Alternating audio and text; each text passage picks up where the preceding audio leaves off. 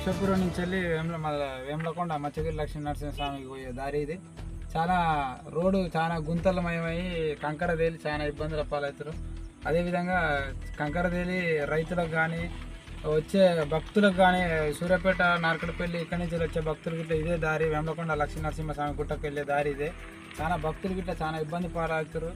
అదేవిధంగా రైతులు గిట్ట డైలీ కూలి పోయే రైతులు ఆటోలు కానీ పెద్ద పెద్ద వాహనాలు కానీ ఇదే విధంగా ఇదే దారి వెళ్ళేది.